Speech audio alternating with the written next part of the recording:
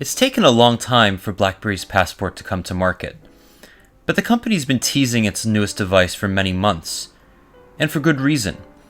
It's one of the most interesting devices we've seen this year. Its ultra-wide keyboard forms something of a hybrid. Gone are the alternative buttons that we know from BlackBerrys of the past, and the alternative keys, the Alt and Shift buttons, have all been moved to the touchscreen. This way, the device can stay relatively short and usable with one hand, and more activities can be performed on the device without relying on that hardware keyboard. That familiar BlackBerry quality that we know is still here. The stainless steel frame, that nice heft and weight in the hand, that great sound quality. That's something that BlackBerry has been very consistent with over the years. Largely, it's the software experience where BlackBerry went wrong. And with BlackBerry 10 in early 2013, the company tried to turn it all around, but was met with little success. The Passport is meant to be used by enterprise users, by people who need that hardware keyboard but yearn for that sharper screen and that wider screen real estate.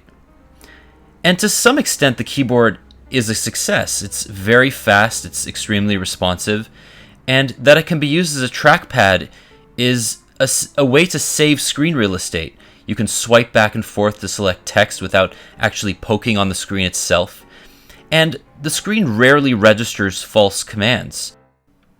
And we found the whole thing to be really interesting. We don't know if it's significantly faster than modern-day virtual keyboards, but it feels better and will appeal to people who have loved BlackBerry over the years.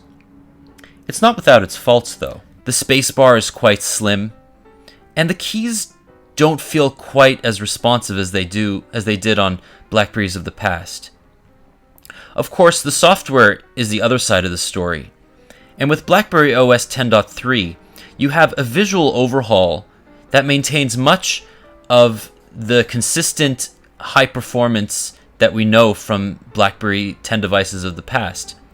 With a Snapdragon 800 processor and 3 gigs of RAM, there's no shortage of performance, and BlackBerry's done a lot to improve overall smoothness and the animation speeds on BlackBerry OS 10.3.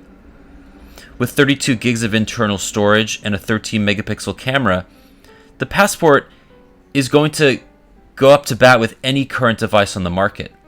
Of course, that it's so wide and so awkward is certainly going to make things difficult, and it may not appeal to everybody, but it is a really well-made device. With the Passport, though, hardware is not the problem. BlackBerry's pre-installed 2 app stores on the device. The traditional BlackBerry Store, where you can download many Cascade apps and traditional native BlackBerry apps, many of which have been abandoned by the developers. But there's a lot of well-made enterprise apps and some consumer apps like Evernote, and of course the first-party apps like BBM. But the big story here is the inclusion of the Amazon App Store and what it entails for the future of BlackBerry as a platform. You see, you can install Android apps the way that you normally would on any Android device. They don't work the same as on an Android device because they live in a container. And sometimes you can even have doubles. So for example, Twitter, you can have the native BlackBerry Twitter app right next to the Android app. With that, you have a situation where you come up to half measures.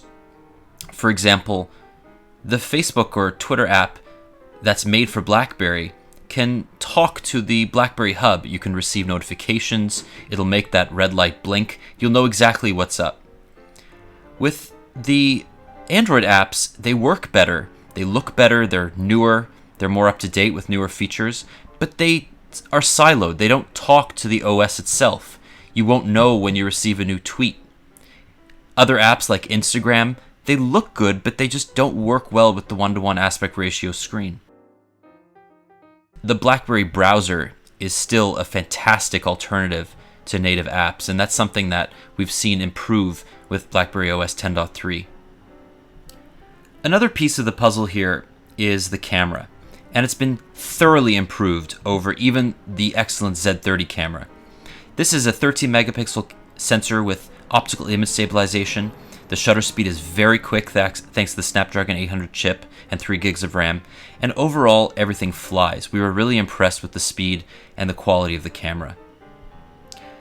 The main issue though is that apps made for BlackBerry work really well, but those that don't, those that need to be sideloaded like Foursquare or anything else that relies on Google Play services, just won't work, and you'll quickly realize that many apps that aren't available in the Amazon App Store are not there because they rely on Google Play services, and some of them are essential to the Android experience, and you just won't be able to recreate them on the BlackBerry Passport.